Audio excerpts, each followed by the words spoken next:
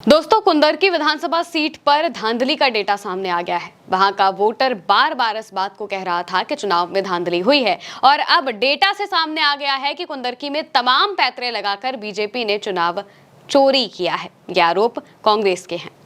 Scroll इन website ने अपने investigation में इस बात का खुलासा किया है। एक एक पॉइंट, एक एक डेटा के साथ आपको बताएंगे कि यह धांधली कैसे हुई है। दोस्तों, लोकसभा का चुनाव तो आपको याद ही होगा। उत्तर प्रदेश में बीजेपी की क्या हालत हुई थी। सपा ने 37 सीटें जीत ली थी और देश की तीसरी सबसे बड़ी पार्टी बन गई थी। लेकिन लोकसभा के कुछ ही महीनों बाद उपचुनाव हुआ था। इसमें कुंदरकी की सीट सपा हार गई थी, जो कि उसकी पारंपरिक सीट थी, यानी कि सालों से वहां पर सपा ही जीतती आ रही थी। यहां हमेशा से सपा की जीत रही और इसमें सबसे बड़ा फैक्टर मुस्लिम समाज का है। इस मुस्लिम बहुल सीट पर भाजपा के उम्मीदवार की बड़ी जीत हुई थी, लेकिन जीत के पीछे वोटरों को डराने धमकाने के अलावा वोटर लिस्ट में हेराफेरी के संकेत भी मिले हैं। ये रिपोर्ट वोटरों के उन आरोपों की पुष्टि कर रही है जिनमें पुलिस की भूमिका और संदिग्ध वोटर स्लिप्स का भी जिक्र किया गया था। अब चुनाव आयोग के डेटा से साबित हो गया है कि इस चुनाव में भयंकर वोट चोरी हुई है। स्क्रॉल ने चुनाव आयोग के डेटा का विश्लेषण किया, यानी कि की, जिसके मुताबिक वोटरों को डराने धमकाने के अलावा मतदाता सूची में हेराफेरी की गई है। कुंदरकी पारंपरिक रूप से समाजवादी पार्टी का गढ़ रहा है। 2024 के उपचुनाव में भाजपा उम्मीदवार रामवीर सिंह ने सपा के मोहम्मद रिजवान पर 1.4 लाख वोटरों से जीत हासिल कर ली थी। ये जीत चौंकाने वाली थी, क्योंकि 2012, 2017 और 2022 के विधानसभा चुनावों में समाजवादी पार्टी ने 17,000, 10,000 और 43,162 वोटों से जीत दर्ज की थी।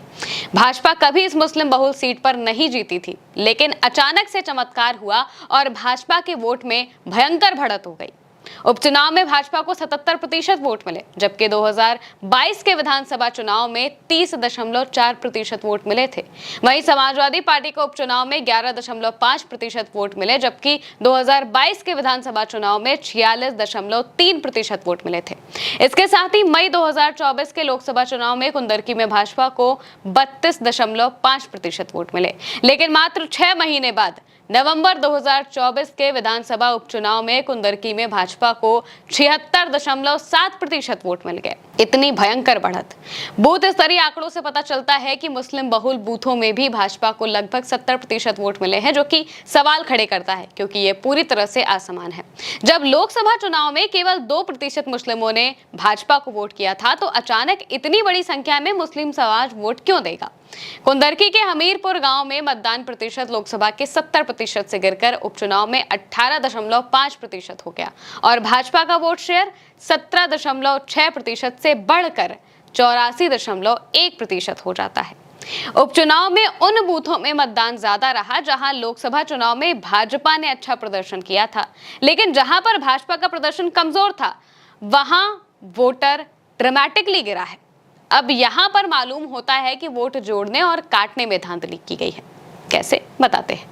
लोकसभा चुनाव से पहले मतदाता संख्या 4.19% तक बढ़ी थी। मुस्लिम बहुल बूथों में कम वोटर बढ़े।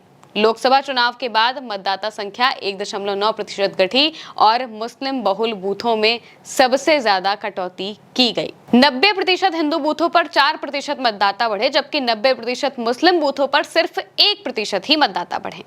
सरदार नगर गांव, जहां पर 73% मुस्लिम आबादी है, वहां पर 86% कटौती मुस्लिम वोटरों की हुई है। इसके साथ ही प्रशासन का इस्तेमाल कर चुनाव चोरी किया गया। मुस्लिम वोटरों ने उपचुनाव के दौरान बड़े पैमाने पर दमन का आरोप लगाया था। हमीरपुर गांव के निवासियों ने बताया था कि पुलिस ने उन्हें मतदान केंद्रों पर रोका, जबकि केवल हिंदू वोटरों को ही अंदर जाने दिया गया था। कई वोटरों का दावा है कि उनके आधार कार्ड चुनाव से पहले ही छीन लिए गए थे, जिससे वेरिफिकेशन मुश्किल हो गया।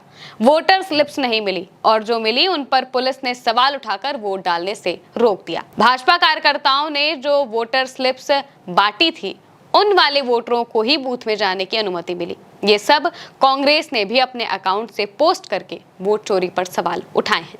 लिखा है साफ है, चुनाव आयोग और नरेंद्र मोदी पूरे देश में वोट चोरी कर रहे हैं और इसी के आधार पर सरकार चला रहे हैं।